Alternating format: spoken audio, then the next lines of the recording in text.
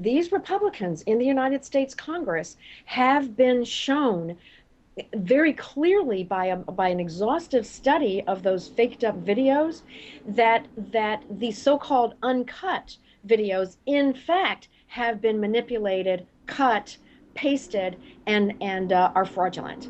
So we have a detailed analysis of those fraudulent videos and of how they are fraudulent, and they simply are not factual, would never be allowed to be introduced into a court of law because they have been shown to have been corrupted.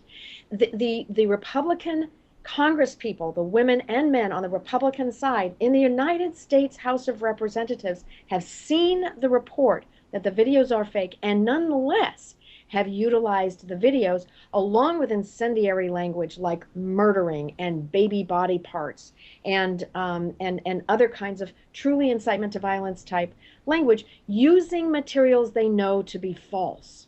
That is unprecedented.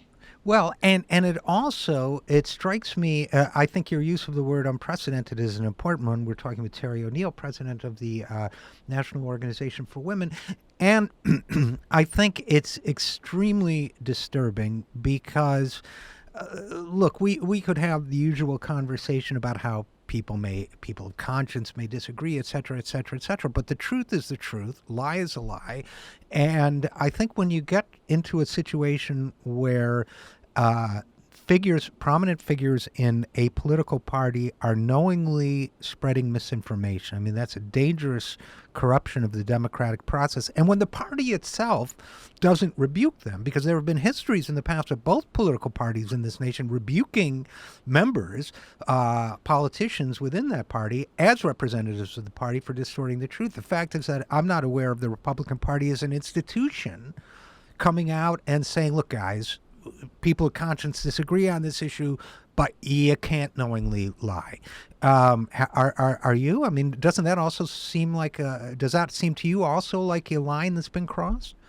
It has been crossed. It is, in fact, just the opposite of what you suggested. What they should have done was exactly what you said, is they should say, hey, guys, you can't be fomenting all of this hate and rage on the basis of a lie, of total deception. Instead of saying that, they are calling on the national media to engage in false equivalency. You have Carly Fiorina saying, oh, but the left is engaging in incendiary rhetoric the same as we are. And when you ask, what is the incendiary rhetoric on the left? And it is, well, you're calling me out for telling a lie. Right, right. In her world, pointing out that she's lying constitutes the equivalent incendiary rhetoric that she is engaging in. It's completely outrageous, and what she's really banking on. Mike Huckabee did the same thing, called out criticizing the left for engaging in strong rhetoric. Ted Cruz was in there saying that the shooter in Colorado Springs was a leftist activist. Right. Himself. Oh, and transgendered. A transgendered leftist act. Right. Yes, exactly. And by the way, Terry, I want to quote to you verbatim the words of Carly Fiorina, presidential candidate of the Republican Party. She said that falsified video by the so-called Center for Medical Progress, and I quote, that it showed, quote, a fully formed fetus on the table, its heart beating, its legs kicking, while someone says we have to keep it alive to harvest its brain, end quote. These are the words of a Republican presidential candidate who, to my knowledge, has not been chastised for that by any leader of the Republican Party. In the party, exactly. And she was challenged by reporters who said, do you admit that this is, they went and looked and couldn't find any such thing in these videos, which themselves are falsified to make Planned Parenthood look as bad as they possibly could. Even those falsified videos didn't have that kind of a scene in it that Carly Fiorina described. And reporters called her out on it, but no one in her party has called her out on it. That's exactly right. That and I think what we need to do is have everyone in the media really take a hard look at how these Republican candidates and elected officials are utilizing the media's desire to be even-handed.